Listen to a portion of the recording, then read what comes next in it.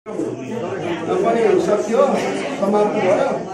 अहिले अब यो घ्यासी सम्बन्धीमा 400 पूजा सम्बन्ध यो 400 पूजा भनेको के हो भन्ने कुरा अहिले हाम्रो चाहिँ गुरुले सुनाउनुहुन्छ।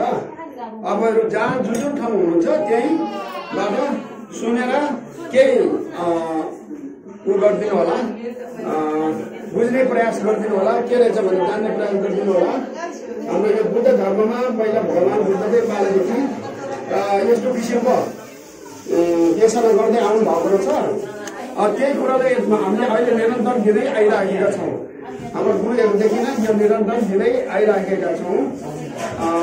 आज हामी त्यही विषयमा यो घ्यासी 400 पूजा विषयमा गुरुहरू सम्झाउँदै हुनुहुन्छ।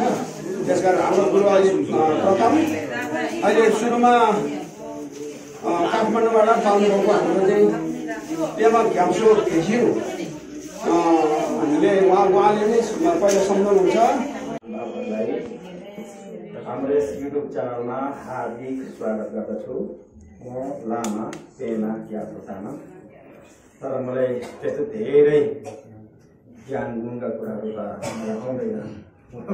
सुरुमै भन्न चाहन्छु, आफूले अलिकति जानेको बुझेको केही वर्ष अध्ययन गरेको अनुभवलाई यहाँहरूमाझ सेयर गर्न चाहन्छु। मभन्दा धेरै विद्वान, धेरै अध्ययन गर्नुभएका अग्रज गुरुहरू सरहरू हुनुहुन्छ होइन।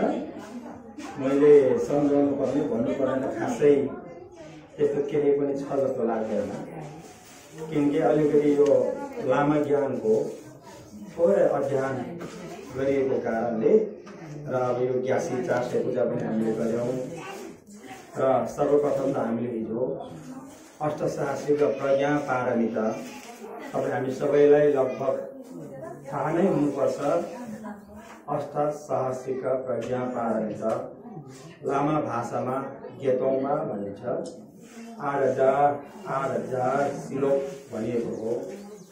यस्तो गरेर जम्मी 16 फेरि चाहिँ हाम्रो प्रज्ञा पारमिता गुण भन्ने रहेको छ। हामी हिमाली बौद्ध धर्मावलम्बी अन्तर्गत यो विद्यमान छ। काङ्युर केङ्युर प्रज्ञा पारमिता भन्ने कुराहरू तपाईँ हामी सबैलाई अवगतै छ कि काङ्युर भनेको त्रिपिटक भगवान बुद्धको धेरै वचनहरूलाई सङ्ग्रहित गरिएका, जस्तै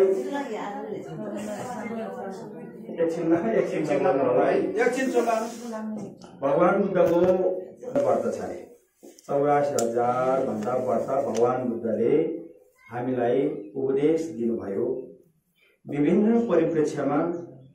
र सुन्ने श्रोताहरू भक्तहरूको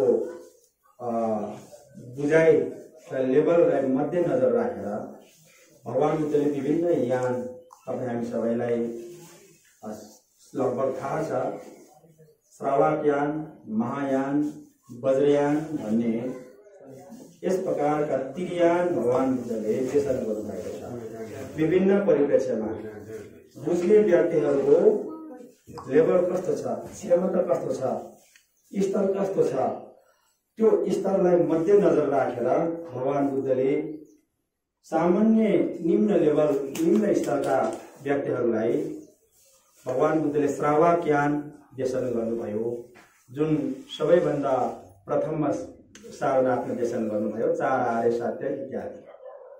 दोस्रोमा गिर्जकूट पर्वतमा त्योभन्दा अलि हाई लेभलका व्यक्तिहरूलाई, जसले बौद्ध दर्शनलाई अलिक बढी बुझ्न सक्दछ, महायानको क्वालिटी भएको व्यक्तिहरू, गुण भएको व्यक्तिहरूको लागि भगवानले दोस्रोमा गिर्जकूट पर्वतमा चाहिँ महायान पद्धति अन्तर्गतको महायान बोधिसत्व यानको देशन गर्नुभयो, जहाँ यी प्रज्ञा पारमिताकै देशन गर्नुभएको छ।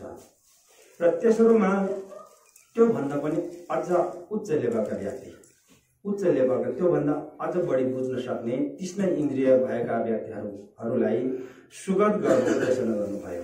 वैशाली भन्ने ठाउँमा सुगत गर्भको यस प्रकारले ठुल्ठुला 3 प्रकारका त्रियाङलाई भगवान बुद्धले व्यक्तिको रुचि, क्षमता र बुझ्ने स्तरलाई मध्यनजर गरेर उहाँले देशना गर्नु भएको रहेछ। त्यसमध्येको यो चाहिँ हामीले हिजो जुन पाठ गर्यौं त्यो पाठ गर्ने प्रज्ञा पारमिता चाहिँ लगभग 16 ठेली हुन्छन्। ओके, मसिनो क्षेत्र अरू मसिनो पनि छन्, त्यो भन्दा अलि मसिनो लघु प्रज्ञा पारमिता भनिन्छ। ती मसिनोहरू पनि केही छन्, तर मूलतः 16 ठेली छन्। 16 ठेलीमा 12 ठेली चाहिँ सतसाहस्रिक प्रज्ञा पारमिता भनिन्छ। 1,00,000 श्लोक है, 1,00,000 श्लोक भएकोले सतसाहस्रिक प्रज्ञा पारमिता भन्ने चाहिँ 12 ठेलीमा समाहित छ। र दोस्रोमा 3 ठेली चाहिँ विंशतिका हैन, पञ्चविंशतिका भन्ने छ। हो, ती 20,000 श्लोक भएको दोस्रोमा 3 ठेली छन्। तेस्रोमा चाहिँ 1 ठेली, जम्मा 16 ठेली मध्येको पहिलो 12 ठेली, दोस्रो 3 ठेली 15 ठेली गयो, अनि तेस्रोको 1 ठेली गर्दाखेरि 16 ठेली। त्यो तेस्रोको नम्बर को 1 ठेली चाहिँ घेतोङ्गा भनिन्छ, जसलाई अष्टसाहस्रिक प्रज्ञा पारमिता भनिन्छ। त्यो अष्टसाहस्रिक प्रज्ञा पारमिताको हामीले विधिवत रूपमा पाठ हामीले सम्पन्न गर्यौं।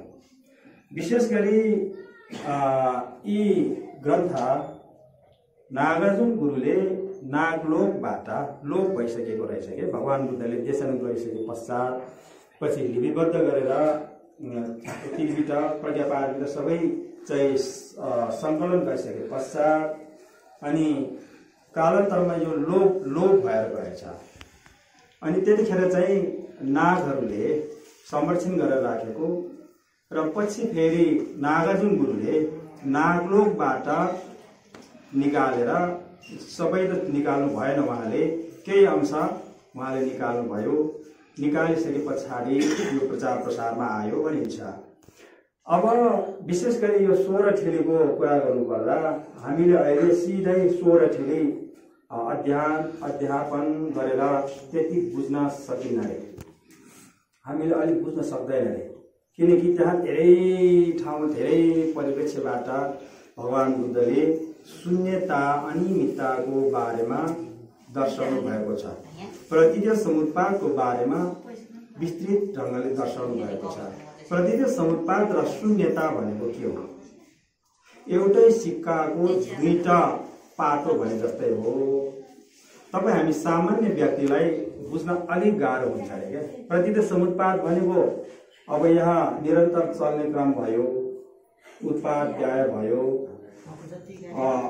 अरूको धर्म अरूको उत्पन्न हुने है, आश्रय र आधार रहेर चाहिँ उत्पन्न हुने क्रम भयो। प्रतिज्ञा समुत्पाद देखा पर्ने भयो, विनाश हुने देखा पर्ने, विनाश हुने देखा पर्ने, अरूको धर्म र अरू उत्पन्न हुने भनौँ न, त्यस प्रकारको भयो भने यता शून्यता भनेको चाहिँ उत्पन्नै नहुने जस्तो भयो।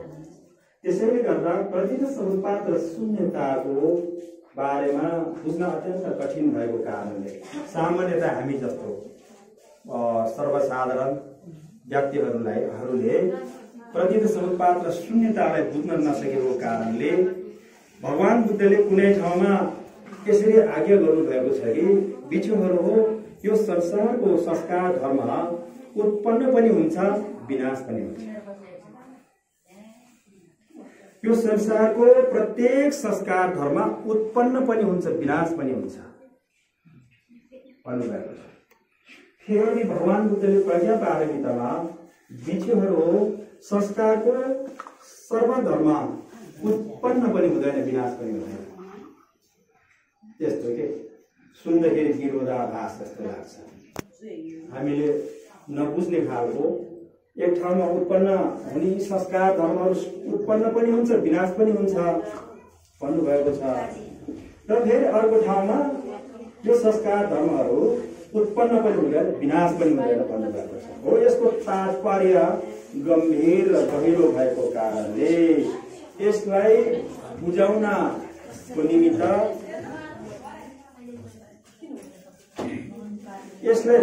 निमित्त भगवान बुद्धले 84,000 प्रकारकै धर्महरू देशमा त गर्नुभयो।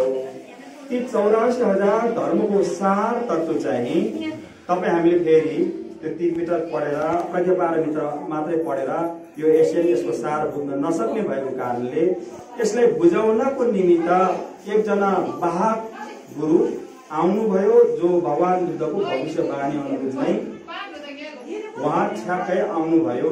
भगवान बुद्धले लङ्का अवतार सूत्रमा बताउनु भएको छ 11औं परिवर्तनमा हेर्नु होला।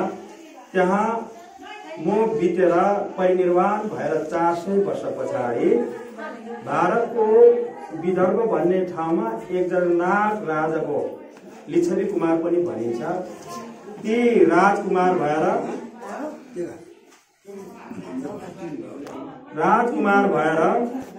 एकजना आउनुहुन्छ। उहाँले मेरो धर्मको मेरो शिक्षाको गम्भीर वैपुल्य भन्ने शिक्षाहरू हो के। मेरो शिक्षा भन्नाले कस्तो शिक्षा होला त? बुद्धको शिक्षा भन्दा सापदम ज्ञाछेवा अथवा गम्भीर वैपुल्य। गम्भीर भनेको गहन गहिरो रहेछ यसको अर्थ। वैपुल्य भनेको फराकिलो। समुद्रलाई उदाहरण दिएको पाइन्छ, समुद्र जस्तो गहिरोमा अत्यन्तै गहिरो, फराकिलोमा अति नै फराकिलो विशाल भएको कारणले बुद्धको धर्म चाहिँ गम्भीर र वैपुल्य भनिन्छ। त्यो गम्भीर र वैपुल्य धर्मलाई बुझ्नको लागि नेतार्थ र नियार्थ भन्ने दुईटा छ। नेतार्थ नियार्थ, नेतोन दाङदोन। त्यो भनेको नितार्थ भनेको चाहिँ डाइरेक्ट सिधै बुझ्ने, हेर्न सक्ने त्यस्तो खालको व्यक्ति पनि हुन सक्दछ है। डाइरेक्ट सिधा यो चिज चाहिँ यस्तो हो, यो कुरोको वास्तविक यो हो भनेर जुन भगवानले बुझाउँदाखेरि सिधै बुझ्न सक्ने भयो। त्यो चाहिँ अत्यन्तै न्यून व्यक्तिले मात्रै बुझ्न सक्ने हुन्छ अरे। र एउटा चाहिँ नियार्थ भनेको चाहिँ सिधा भनेर बुझ्न नसक्ने, त्यसलाई घुमाएर मात्रै बुझाउनु पर्ने। उदाहरणको लागि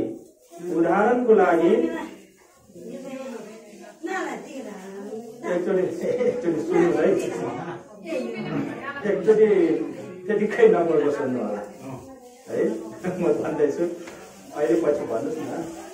अनि उदाहरणको लागि यो नाकलाई देखाउनु पर्दैछ भने सिधै औँलाले सिधै देखाउँदा अब त्यो नाकलाई हेर्न सक्दछ बच्चाहरूले। कुनैले फेरि यो नाकलाई सिधै नदेखाएर यसो घुमाउरो पाराले पछाडि कान इत्यादि हुँदै त्यहाँदेखि फेरि अगाडिको नाक देखाउने भने जस्तै। र अर्को उदाहरण बच्चाहरूलाई चन्द्रमा देखाउँदा हामीले यहाँ चन्द्रमा हेर्नु त नानु भनेर भन्यो भने बच्चाले के गर्छ? बच्चाले चन्द्रमा हेर्दैन क्या, बच्चाले औँलाको थुप्पा हेर्छ। औँलाको थुप्पा क्या यतापट्टि ल्याएर यतै हेर्ने, देखाउनु त चन्द्रमा देखाएको हो, उता हेर्ने बच्चा जस्तो। कुनै त्यस्तो प्रकारको त्यस्तो खालको व्यक्ति हुन्छ।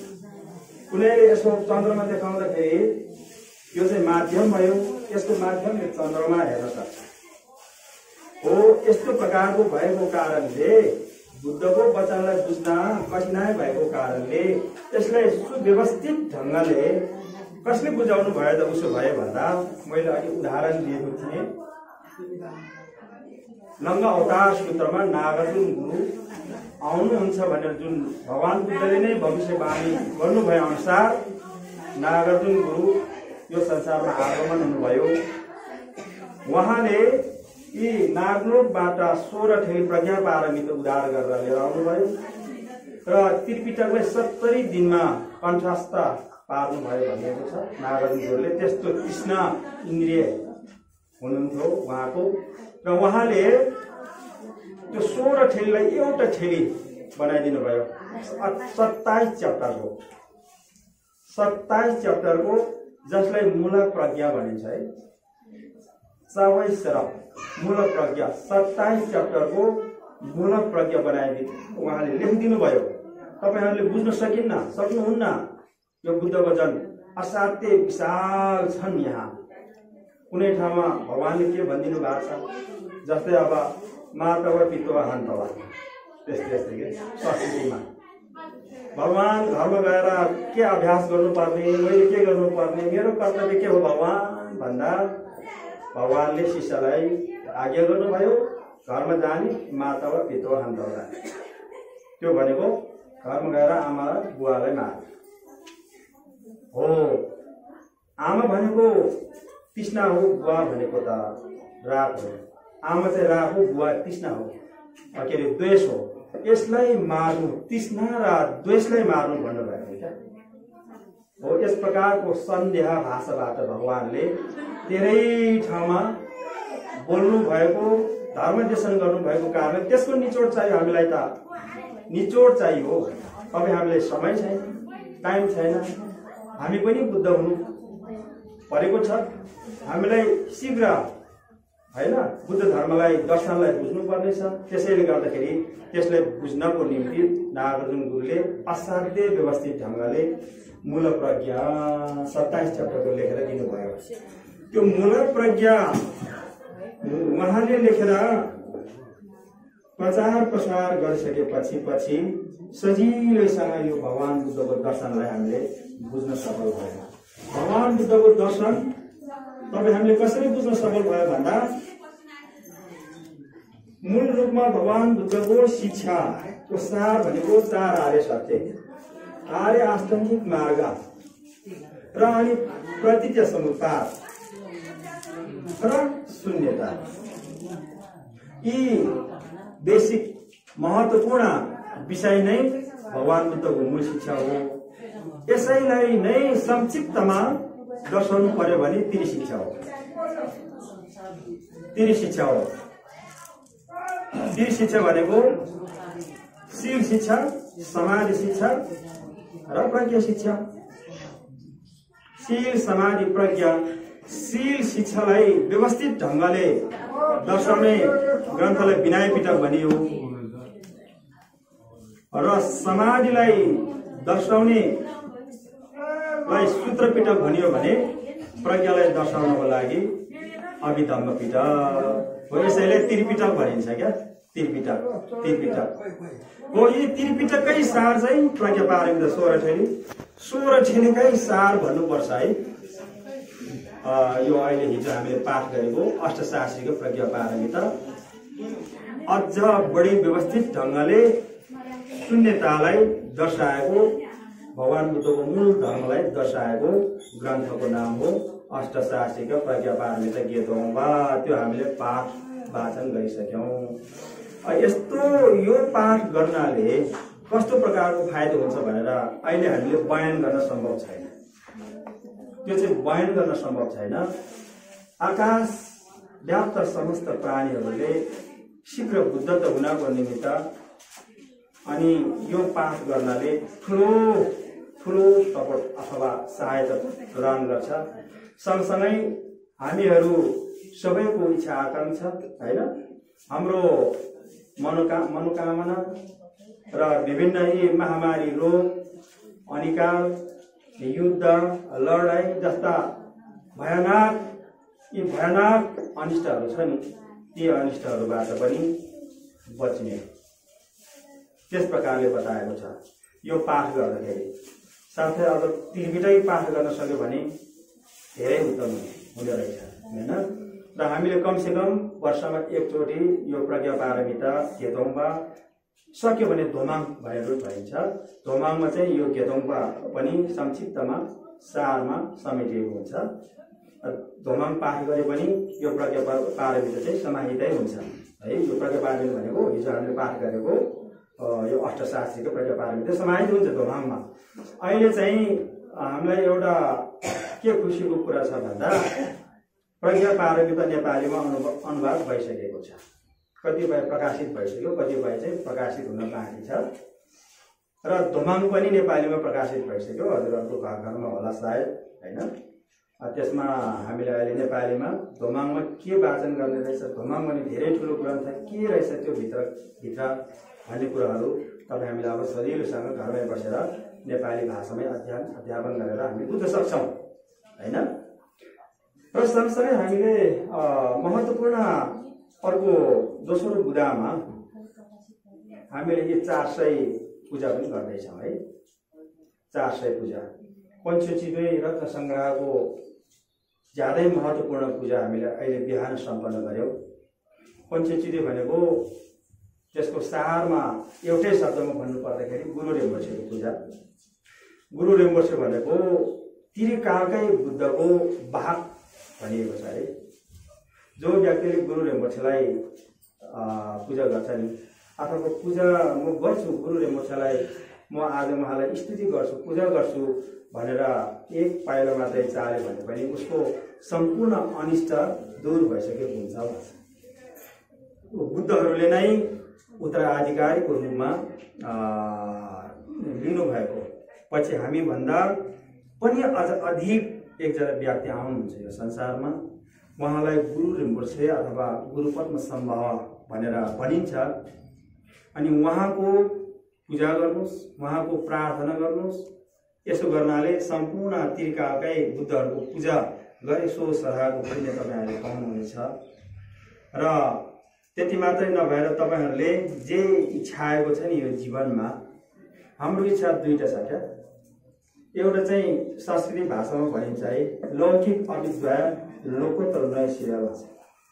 लौकिक अविद्या भनेको यो संसारमा बाँचुन्जेल भनी हामी सुख चाहन्छौं, हामी आनन्द चाहन्छौं, स्वास्थ्य चाहन्छौं, प्रगति उन्नति समृद्धि चाहन्छौं यो संसारमा वास्तवमा हैन। तर एक दिन त अवश्य पनि यो संसार छोडेर जानुपर्छ। त्यतिखेर पनि के गर्ने त, त्यो चाहिँ के हो त भन्ने बारेमा धेरै व्यक्तिहरूलाई अधिकांशलाई थाहा छैन क्या। के गर्न त्यस पछाडि भन्नु त भनिन्छ एक दिन मरिहाल्छन् क्या। धर्म गरे पनि मर्छ, पाठ पूजा गरे पनि मर्छ, नगरे पनि मर्छ, पापी पनि मर्छ है, धार्मिक आध्यात्मिक व्यक्ति पनि मर्छ। त्यसैले गर्दाखेरि मृत्युपछि कसले देखेको छ र कहाँ पुग्छ भन्ने के थाहा। यो मन भनेको त ढुङ्गामा लेखेको अक्षर हो। यो ढुङ्गा फुटिसकेपछि त्यो भित्रको अक्षर पनि भयो। त्यस्तै हो यो शरीर रहन्जेलको मन आत्माको कुरा हुन्छ। यो शरीर मरिसकेपछि सबै सिद्धियो, सबै सिद्धियो। धर्म कर्म भन्ने कुरा त्यो त एउटा कमजोरी मानसिकताको भनाइ हो भनेर भन्ने गर्ने एक खालको मान्छे छ हैन। त्यसैले के हो त उसो भए मृत्यु के हो, यो जीवन के हो, यसलाई भली भाँति बुझाउने चाहिँ केवल यो संसारमा भगवान बुद्ध मात्रै हुनुहुन्छ भनिएको छ है। भन्नु त सबैले भन्छ जीवन यसरी चलाउनु पर्छ, यसरी प्रगति उन्नति गर्नुपर्छ भन्नेहरू सिकाउनेहरू प्रशस्त छन्। तर लौकिक अविद्या लोकोत्तर नैसेवा, यो संसारको प्रगति उन्नति समृद्धि कसरी हुन्छ र मृत्युको बेलामा आराम र शान्तिसँग यो प्राण त्यागेर फुत्त भनिन्छ पुरानो फुलबारीबाट नयाँ फुलबारीमा सय जस्तो महसुस कसरी हुन्छ। यो दुईटा कुरा नै यो संसारको सबभन्दा इम्पोर्टेन्ट अथवा बहुमूल्य सम्पत्ति भनिन्छ है। ज्ञानीहरूले जो हो गरेको के जीवनभर त्याग तपस्द्वारा भन्नै पर्दा भगवान बुद्धलाई नै राखौं। उहाँले सम्पूर्ण यी त्यो सामान्य कुराहरू त्याग्नु भयो है। राज्य हाम्रो लागि त त्यो गहन हो, सामान्य त थिएन। उहाँको लागि चाहिँ सामान्य ठान्नु हो। राज्य, श्रीमती, छोरा, राजमुकुट, अधिकार सारा चटक्कै त्यागेर चाहिँ नि उहाँ जानुभयो। के को लागि जानुभयो भन्दा यो दुईटा प्रश्न क्या। यो जन्म कसरी भयो, कसरी भयो र अनि मृत्यु किन हुन्छ, मृत्यु किन हुन्छ, यसको यथार्थ चाहियो नि। किनकि सबैभन्दा चेतनशील मानव होइन र मानिस भनिन्छ है। सबैभन्दा चेतनशील जातलाई मानव भनिन्छ नि। मानव भइसकेका छ र खोइ जानेको। त्यसैले गर्दा यस्तो खालको जीवन होस्, त्यो जीवन नमरुन्जेलसम्म जस्तो सुख दुःख पीडा आए पनि हाँसी हाँसी सामना गर्ने खालको होस् र यो दुःखलाई सामना गर्न सकेको होस्, जस्तो सुकै समस्या आओस्, तर एक दिन जुन मृत्यु भन्ने आउँछ नि, त्यतिखेर पनि हाँसी हाँसी यो प्राण त्याग्न सकेको होस्। त्यसैले ज्ञानीहरूले के भन्नुहुन्छ भने बाँचुन्जेल बाँचुन्जेल यो ज्यान खेर नजाओस्, बाँचुन्जेल ज्यान खेर नजाओस्, होइन? यो हाम्रो बाँचुन्जेल छ नि, बाँचुन्जेल तपाईँ हाम्रो यो व्यर्थै नजाओस्, व्यर्थै नजाओस्। ओके, मरिसकेपछि हाम्रो यो प्राण पनि खेर नजाओस्। त्यसैले यो दुईटै चिजलाई सुरक्षित र सुनिश्चित गर्नको निमित्त भगवान बुद्धले ज्ञान प्राप्त गर्नुभयो, हामीलाई ती ज्ञान सिकाउनु भयो, जसले के दिन्छ भन्दा शान्ति दिन्छ, आनन्द दिन्छ। भोलि होइन, पर्सि होइन, मृत्युको बेला मात्रै होइन। यदि बुद्धको धर्मलाई बुझ्न सक्यो भने अहिले यतिखेरै तपाईँ हामी आनन्द लिन सक्छौँ र शान्तिको अनुभव गर्न सक्छौँ, जुन चिज हामी भित्रै विद्यमान थिए। हामी सबैले खोजेको थियो त हो नि, एउटा चाहिँ दुःखलाई छिटो त्याग्न पाए हुन्थ्यो, अर्को चाहिँ परम सुख र आनन्द छिटो प्राप्त गर्न पाए हुन्थ्यो। हामीले खोजेको त्यो होइन हो। ती चिजको लागि टाढा जानु पर्दैन, यसै जीवनमा प्राप्त गर्न सक्छौं। यदि यो जीवनमा ती चिजलाई तपाईँ हामीले प्राप्त गर्न सक्यो भने अथवा बोध गर्न सक्यो भने, अर्को भाषामा भन्नुपर्दा तत्त्वबोध, भगवान बुद्धले तत्त्वबोध भनिन्छ, त्यो गर्न सक्यो भने यो जीवन अत्याधिक सफल हुन्छ।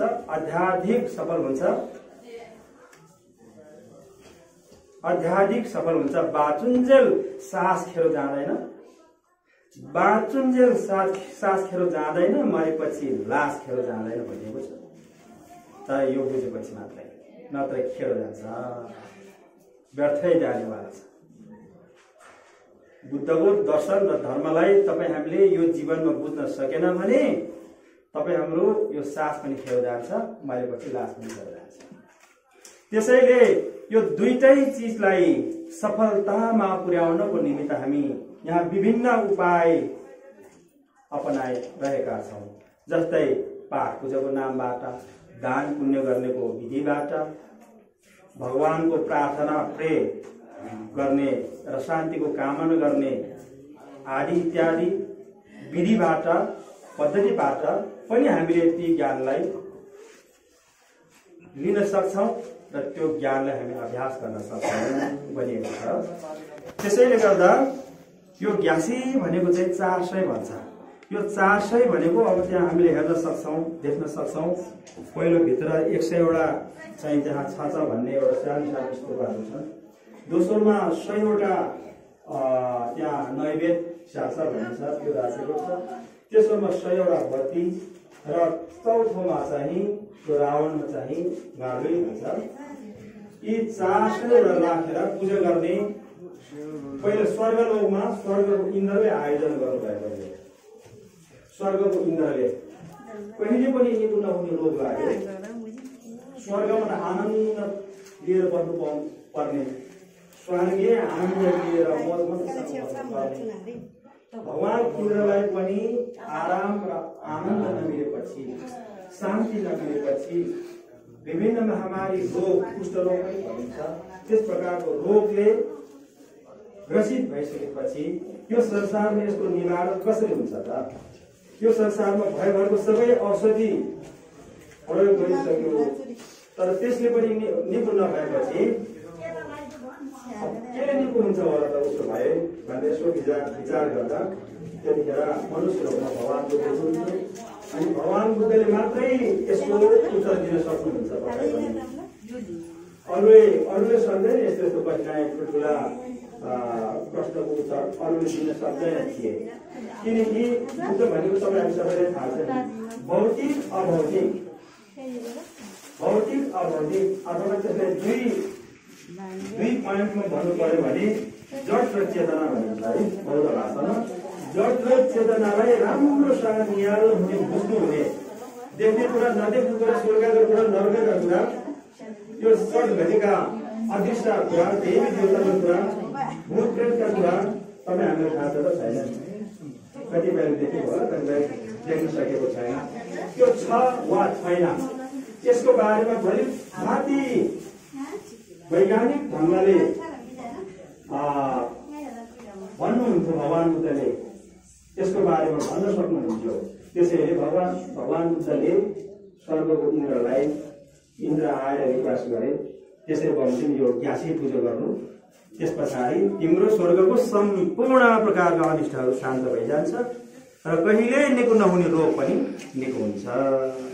भगवान बुद्धले आज्ञा भइसकेपछि यो पूजा स्वर्गको इन्द्रले आयोजन गर्नुभएको थियो रे पनि यो चान्चुनी होइन रहेछ है।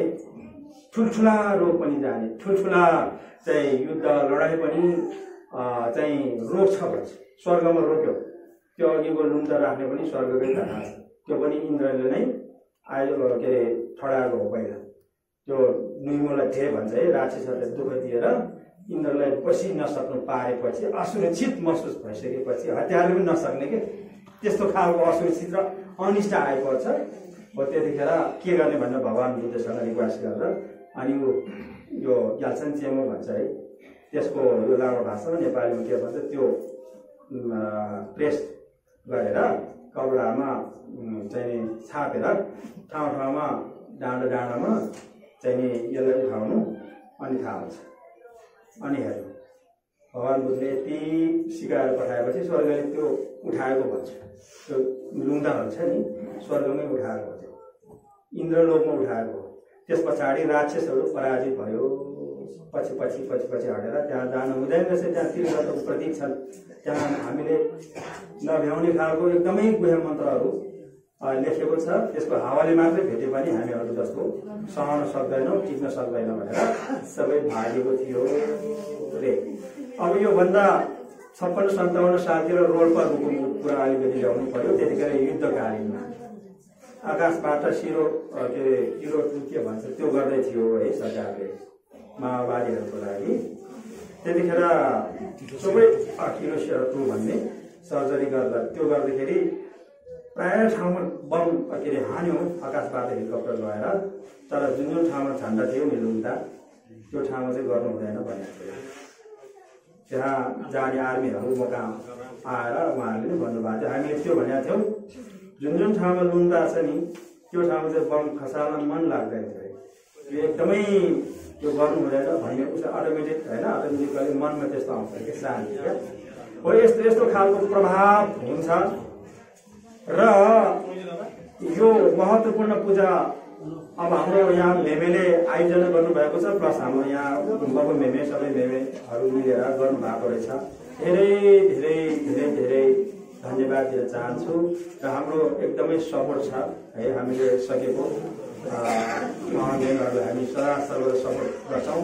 तर यहाँनिर एउटा के सल्लाह दिन चाहन्छु भने अर्को सालबाट हजुरहरूले अझ सक्यो भने यो लोसार फेर्ने बित्तिकै लोसार आउने बित्तिकै नयाँ सालमा पात्रो नयाँ आइहाल्छ त्यस पछाडि एकपटक सबैको दशग्रह हेर्ने सक्यो भने हेर्ने कगजको के परेको रहेछ हेर्ने अनि त्यस पछाडि सामूहिक गर्न सक्यो भने व्यक्तिगत छुट्टै ग्रहहरू फाल्ने होइन सक्दैनौँ भनेदेखि चाहिँ सबै मिलेर अलिअलि खर्च उठाउने अलिअलि 200-400-500 यसो उठाएर गुम्बामा आयोजना गर्ने सबैले यस्तो ग्यासी पूजा एउटा गर्ने एकजनाले मात्र होइन कि सबै मिलेर सामूहिक गाउँकोलाई पनि बोलाउने हाम्रो यति जति पनि तामाङ दाजुभाइहरू हुनुहुन्छ बौद्ध धर्मावलम्बी दाजुभाइहरू थाहा नहुन सक्छ यसको महत्त्व अनि उहाँहरूलाई पनि सम्झाएर खबर गरेर ल आउनुहोस् हामी यसरी यसपालि सामूहिक गुम्बामा ग्रह थाल्ने है।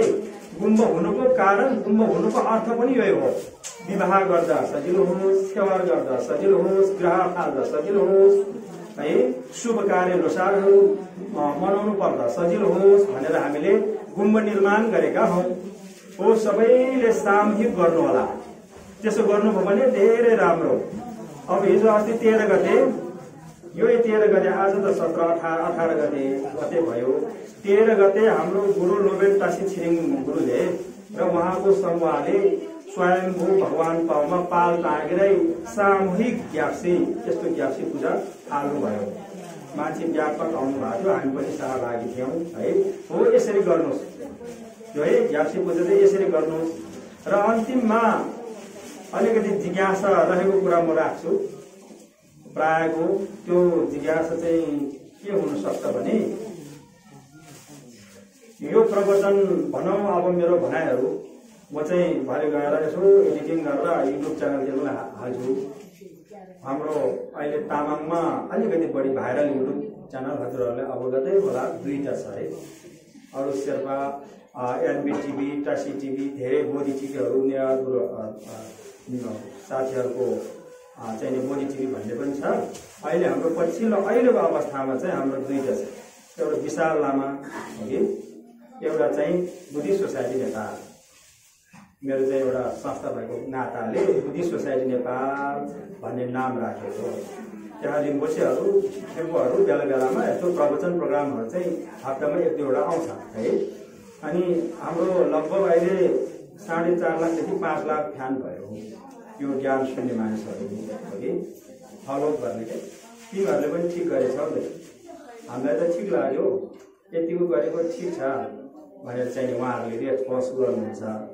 जानेर गरेको चाहिँ होइन, फेरि जानेर बुझेर जान्ने भएर यो हामीले यो काम गरेको होइन। हाम्रो एउटै उद्देश्य छ। त्यो एउटै उद्देश्य चाहिँ के हो भने हाम्रो बौद्ध धर्मावलम्बीहरू चाहिँ एकजना पनि नमासियोस्, धर्म परिवर्तन नगरोस्। बुद्ध धर्म चाहिँ यसो पाठ पूजा गरेर ढाङढाङ डुल्नु, रात दिन बजाएर मात्रै बस्ने, पाठ पूजा गरेर कर्मकाण्ड गर्ने मात्रै गरेर बस्ने धर्म रहेछ भनेर नबुझोस्। यो त असाध्यै महत्त्वपूर्ण धर्म रहेछ। हामी सबैले प्रत्येकले गर्नै पर्ने धर्म रहेछ। त त्यसले राम्रोसँग नबुझेको हाम्रो कमजोरी रहेछ।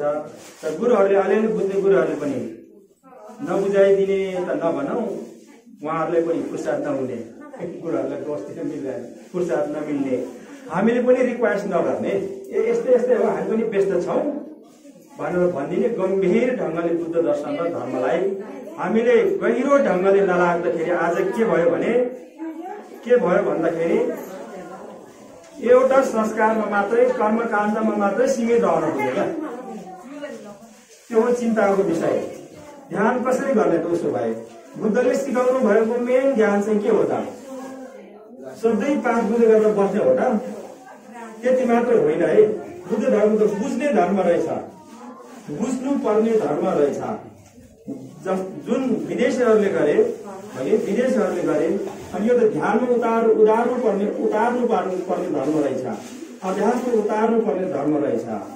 हामी पनि सबैले शान्तिको महसुस गर्नुपर्ने अनि प्रत्यक्ष धर्म रहेछ यो, दार्शनिक होइन, प्रत्यक्षदर्शी रहेछ भन्ने कुरा चाहिँ बुद्ध धर्मको यस प्रकारको गम्भीर कुरालाई अनि अलिकति ओझेलमा परेको कारणले थोरै एउटा इँटो थप है, एउटा इँटो चाहिँ थप्न सक्छौँ हामीले। हामी पनि मान्छे हो भनेर चाहिँ हामीले यो 2टा युट्युब च्यानलमा काम गर्दा गर्दै आज हामी यतिसम्म अगाडि बढ्यौँ है। हाम्रो अमेरिकातिर अब यो जर्मनीतिर भनौँ विश्वमै 4-5 लाख फ्यान भएको नाताले चाहिँ हामीलाई अहिले एकदम उपलब्धि भएछ ठानेको छौँ है हामीले।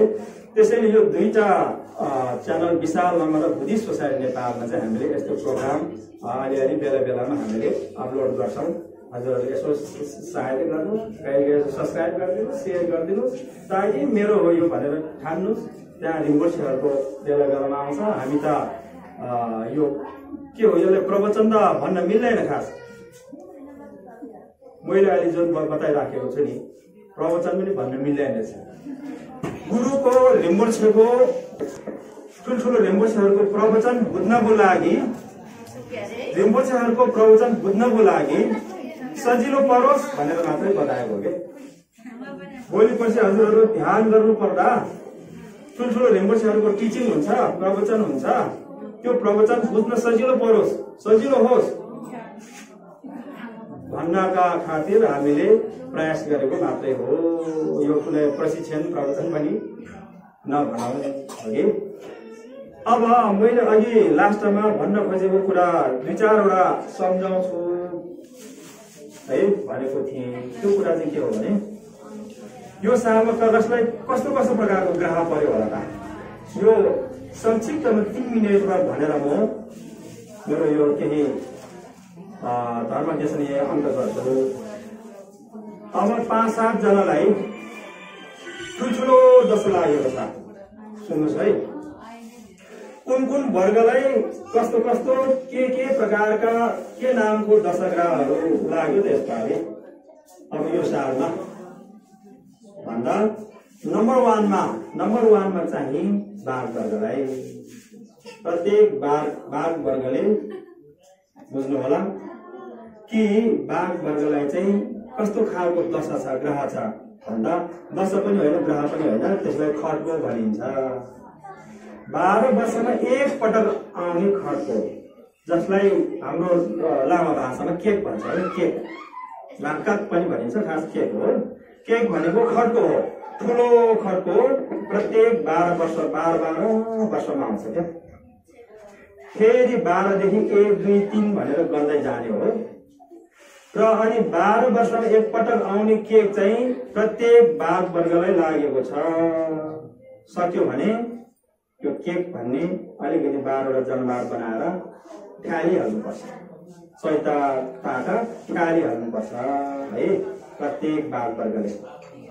त्यो केक लाग्दाखेरि चाहिँ निकै ठुलो चुनौती आइपर्छ, धेरै अनिष्टहरू आइपर्छ, आकस्मिक दुर्घटनाहरू हामीले सोच्दै नसोचेका कुराहरू आइपर्ने क्या हो। त्यस्तो भएको कारणले आर्थिकमा, स्वास्थ्यमा, काममा, व्यापारमा, सन्तानमा, घरमै हरेक कुरामा चाहिँ ठुलो दुर्घटना पनि निम्तिन सक्छ है, प्रबल सम्भावना छ है भन्छ त्यो केक लाग्दा एकजनालाई पर्दा। त्यसैले प्रत्येक बाघ वर्गले यो कुरा मनमा राख्नुहोस्। केक लागेछ मलाई भनेर मनमा चाहिँ राख्नुहोस्, तर त्यो ग्रहलाई चाहिँ नराख्नुहोस् है। त्यसले गर्दा तपाईँ फेरि झुक्रिनु होला। 1 वर्षसम्म थाहा नै थिएन कस्तो आनन्द थियो, त्यहाँ घ्याम्सो लामो कुरो आएर केक लाग्यो भनेपछि मलाई यहाँ थिच्नु थाल्यो भने तपाईँ 1 वर्ष झुक्रिनु भनिसक्यो। त्यो नै रोगको कारण बन्छ। र यसको तात्पर्य के हो भने तपाईलाई केक लाग्यो, मलाई खड्को लागेको छ भनेर थाहा भएर चाहिँ बस्नु, अनि त्यसको उपायतिर लाग्नु, सिद्धिको हल गर्नु, भोलि नै गइहाल्छ त्यो। र पहिलो दोस्रोमा चाहिँ बाँदर वर्गलाई, प्रत्येक बाँदर वर्गलाई चाहिँ केक भन्दैन, त्यसलाई चाहिँ धुनसुर भन्छ, हाम्रो लामा भाषामा धुनसुर भन्छ है, धुनसुर भन्छ। नेपाली भाषामा सप्तकोणी पनि भन्छ। यहाँ हाम्रो क्षेत्रीय बाहुन साथीहरूले चाहिँ 7.5 हो भन्नुहुन्छ, कहिलेकाहीँ हो भनिदिन्छु, 7.5 को मान्नुहोस् न, हो 7.5 को धुनसुर भन्ने 7.5 को दशा चाहिँ प्रत्येक 12 वर्षलाई लागेको अवस्था छ यो सालमा।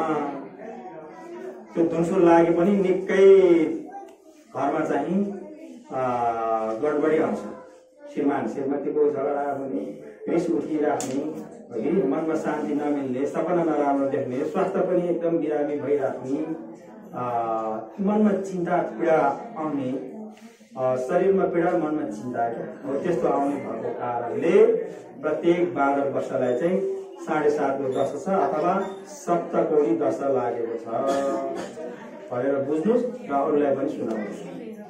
दोस्रो, अब तेस्रोमा चाहिँ 2 जनालाई एउटै छ, त्यो हो कुकुर र घोडालाई। कुकुर र घोडालाई चाहिँ थुनसुम भन्छ है, थुनसुम तिरी अनुकूल भन्छ। हाम्रो लामा भाषामा थुनसुम, नेपाली भाषामा तिरी अनुकूल, 3वटा प्रतिकूल। हाम्रो लागि त प्रतिकूल हो दशा, र उनीहरू चाहिँ अनुकूल हो, उनीहरू चाहिँ मिल्यो क्या हो। 3 जना अनुकूल भइसके पछाडि हामी चाहिँ प्रतिकूल भयो हो। त्यस प्रकारका तिरी अनुकूल नामक ग्रह चाहिँ प्रत्येक कुकुर वर्ग र घोडा वर्गलाई लागेको अवस्था है। कतिपयले वर्ग पनि थाहा नहुन सक्छ कि भइरहेछ, आमा बाबालाई सोध्नुहोस् न, कुन वर्ग पर्यो आमा बुवा भनेर कुकुर वर्ग र घोडा वर्ग परेको छ भने मलाई के अनुकूल लागेको रहेछ भनेर बोक्नु होला। यो 1 वर्षै रहन्छ यो फेरि। यो चाहिँ तेस्रो नम्बर। अब चौथो नम्बरमा पनि दुईजनालाई एउटै दशा परेको छ। चौथो नम्बरमा त्यो दशाको नाम हो चतुर्घाती। चतुर्घाती अथवा शिशे भन्छ है लामा भाषामा। पूर्व पश्चिम उत्तर दक्षिण इत्यादिबाट घातक आउँछ भन्छ क्या। घातक त धेरै प्रकारको घातकहरू 16वटा घातकहरू छन् भन्छ है। 16वटा चट्यान हान्ने अब डरलाग्दा चाहिँ तपाईँको के भन्छ हिंस्रक जनवारहरूको आक्रमण, गुण्डा ढाकाहरूको आक्रमण, हतियार शस्त्रको आक्रमण होइन, आगोबाट चाहिँ प्रभावित हुनुपर्ने र त्यस पछाडि खोलाबाट, ढुङ्गाबाट, बाढी पहिरोबाट, भूकम्पबाट अनि विषालु सर्पबाट इत्यादि इत्यादिबाट क्या चट्यानबाट हो। यस्तो गरेर जम्मा 16 प्रकारका ठुल्ठुला भया अनि त्यसलाई संक्षिप्तमा अझ 8वटामा ल्याएर त्योभन्दा पनि ठुला ठुला भया हो। यो 16 भया अष्टभयाबाट बस्नको निमित्त र यस प्रकारको भयाहरू आउन सक्ने भएकोले त्यसलाई चतुर्घाती भन्छ। त्यो चतुर्घाती चाहिँ कुन कुन वर्गलाई लागेको छ भन्दा सर्व र सुँगुर वर्गलाई है। प्रत्येक सर्व वर्ग र सुँगुर वर्गलाई चाहिँ चतुर्घाती। अब सरस्वती बाघ वर्गलाई नम्बर 1 12 वर्षको केट अथवा खरगोश लागेको छ र दोस्रोमा बाँदर वर्गलाई 7.5 दशा लागेको छ र तेस्रोमा घोडा र कुकुरलाई के अनुकूल थुङसुङ नामक दशा लागेको छ। चौथोमा सुँगुर र सर्वलाई चतुर्घाती अथवा शिशे भने नामक दशग्रह लागेको अवस्था। यति चाहिँ तपाईँ हामीले यो सालमा बुझ्नुपर्छ र यति बुझेपछि अनि त्यसको निवारण कसरी गर्ने भन्ने बारेमा विज्ञ गुरुहरू भाषामा गएर हेरेर त्यसै बमजुङको फ्याट्टा फालिदिनुभयो भने चाहिँ फेरि टर्छ है मजाले टर्छ यसको उपाय छ भनेर बताएको हुनाले त्यो कर्म चाहिँ गर्नुहोस्। यदि त्यो पनि सकेन भने अघि भने जस्तै सामूहिक रूपमा यस्तो एउटा ग्याप्सी आयोजना गरेर सामूहिक रूपमा ग्याप्सी फाले पनि धेरै हदसम्म टर्छ भन्दै आज केही थोरै जानकारी भनौँ होइन यहाँहरूमा मैले प्रस्तुत गरेँ र फेरि यस्तै महत्त्वपूर्ण विषयमा केही उहाँ हाम्रो अर्को एकजना विद्वान मेमेले केही धर्म टिचिङ गर्नुहुनेछ भन्नुभएको छ। त्यसैले गर्दा मैले टाइम धेरै लिनु पनि मिल्दैन भन्दै अहिले फेरि मेरो भनाइ यहाँ अन्त गर्न चाहन्छु। धन्यवाद। जसको